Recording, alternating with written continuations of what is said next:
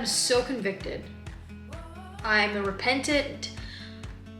I can't believe that I've been struggling with a sin that I haven't been verbal about. I've been hiding it. I've been keeping it from myself and God. And the Lord has revealed it to me about my lack of belief and my doubts. Now, He told me months ago a way He was going to move in my life. And so what I did was I said, okay, all right, well then you're gonna do it by this day, by this time, the way I say you're gonna do it, because that's how you work, right? And so I put God in a box. I tend to do that. I say, you say you're gonna do it, so you're gonna do it. Yeah, you're gonna do it the way I want you to do it. It's almost a sense of entitlement, like, He already said He's gonna do something amazing for me, so what am I gonna do? I'm gonna take control, and I'm gonna tell Him how you're gonna do it, because I want control. I don't want Him to have control.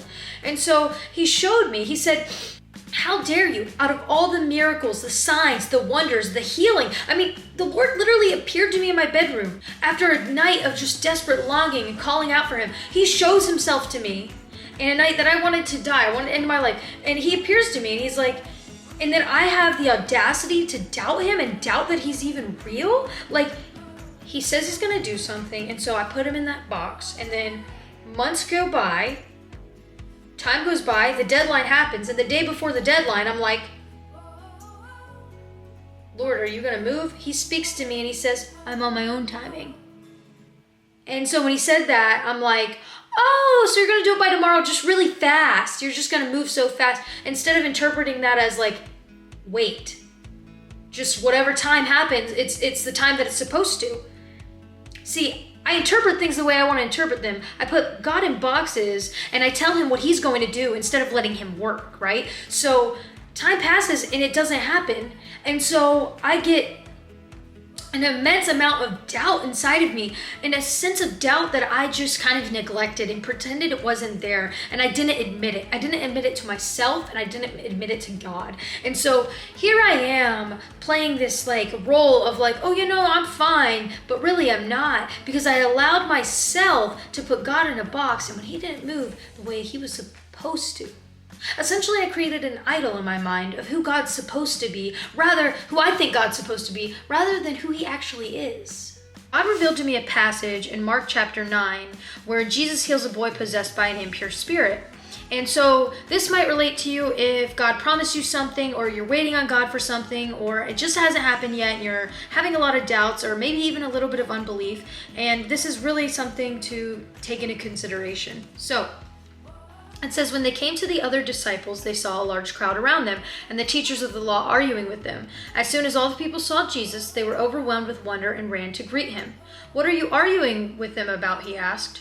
A man in the crowd answered, Teacher, I brought you my son, who is possessed by a spirit that has robbed him of speech. Whenever it seizes him, it throws him in the ground. He foams at the mouth, gnashes his teeth, and becomes rigid. I asked your disciples to drive out the spirit, but they could not. You unbelieving generation, Jesus replied. How long shall I stay with you? How long shall I put up with you? Bring the boy to me. So they brought him. When the spirit saw Jesus, it immediately threw the boy into a convulsion. He fell to the ground and rolled around, foaming at the mouth. Jesus asked the boy's father, How long has he been like this? From childhood, he answered. It has often thrown him into fire or water to kill him. But if you can do anything, take pity on us and help us. Now note the word if. If you can, said Jesus. Everything is possible for one who believes. Immediately the boy's father exclaimed, "I do believe. Help me overcome my unbelief." When Jesus saw that a crowd was running to the scene, he rebuked the impure spirit. "You deaf and mute spirit," he said, "I command you, come out of him, never enter him again." The spirit shrieked, convulsed him violently, and came out. The boy looked so much like a corpse that many said, "He's dead." But Jesus took him by the hand and lifted him to his feet, and he stood up. After Jesus had gone indoors, his disciples asked him privately, "Why couldn't we drive it out?" He replied, "This kind can only come out by prayer." You see, the man says, "if you can," right? So that indicates a sense of unbelief. But he still came to Jesus with it, indicating that there was some sort of belief there. But he was so humble before Jesus. He was so humble. He wasn't a Pharisee. He wasn't like, "What are you talking about? Of course I believe." He says, "Lord, help my unbelief." Because when we humble ourselves before the Lord and we're honest with him and we tell him what we are struggling with, then that is where he will meet us. That's where he will make us new. That's where he's going to redeem and just intervene. It's in our weakness where he can make us strong. His power works perfect in our weakness, but we have to admit it to him. We can't lie about it.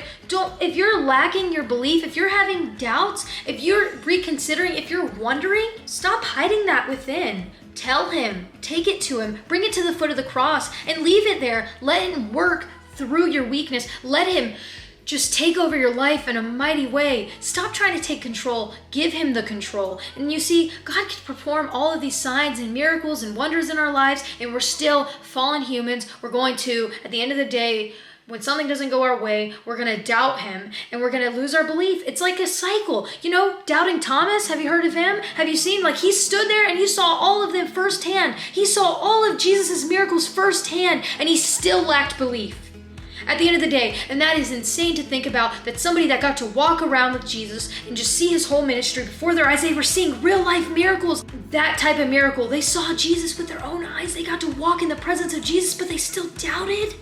They still denied him. Peter denied him. Like, literally, it's insane, because it's like, we will always be fallen. And so have grace in that and know that it's okay, because God's going to work there. God's going to move through that unbelief, and he's going to just tell him, don't lie to yourself anymore. Don't lie to him. He knows. Stop trying to keep it. You're trying to control your future. Stop trying to control it. That's why you're having so much trouble, because you're not waiting. God's saying, wait. God's saying, I told you I'm going to do this, but in this waiting, I want to see if you'll trust that you'll believe what I actually said. You see, God told me he was going to do something, and I wrote it off like it didn't happen when I said it would, so I'm just crazy. I doubted everything. I started doubting everything I've ever heard from God. And every time God's ever told me something and I tested the spirits and it turned out to be true and from God, it would happen. It comes to fruition because God is a man of his word. He's a man of his promises. God is not the people that you know in your life that let you down. God will never let you down. And if he tells you he's going to do something, he's going to do it. And if you think he says he's going to do something and then it never ever happens, then perhaps it wasn't him. But I'm telling you, if God's told you, if it's a promise, if it's something that he said, he will do it because he's a man of his word and he's going to move. But you have to give him the room to move, and you have to let him take control in your life and give him the reins over your life. And so if you haven't done that, make sure you do it. Give it all to him. And where we express our weakness, when we express that humility, that's when he meets us right there where we are when we need him. But call out to him and allow him to work and give him full and total control. We are far from perfect. It would be so self-righteous of us to say that we have perfect faith all the time. And so humble yourself. Don't be a Pharisee. Don't hide it. Show him. Ask for help. Get people to pray for you. Get in community. Surround yourself with like-minded believers and just repent. Repent of it. And God's going to work. And if you're looking for a sign and maybe you haven't gotten it yet, just wait. Wait on him. Perhaps he's trying to teach you something in these moments where you can't see him physically, but he's there and he's always been there and he'll never leave you ever. And so I want you to know that there's no reason to doubt, and stop doubting. Don't be a doubting Thomas. But if you are a doubting Thomas, then you're human. And so turn away from it and just trust in him now and know that he's going to work. God is going to work, and he's a man of his promises and his words, and he wants to move in your life. But you have to let him have control. So do that. So stop putting him in a box, stop pretending, and be honest with him. Be honest with the Lord and show him your true self. Show him what you're struggling with, and then give it to him. Present it to him and give it to him. And that's where he'll meet you where you are, and he'll work.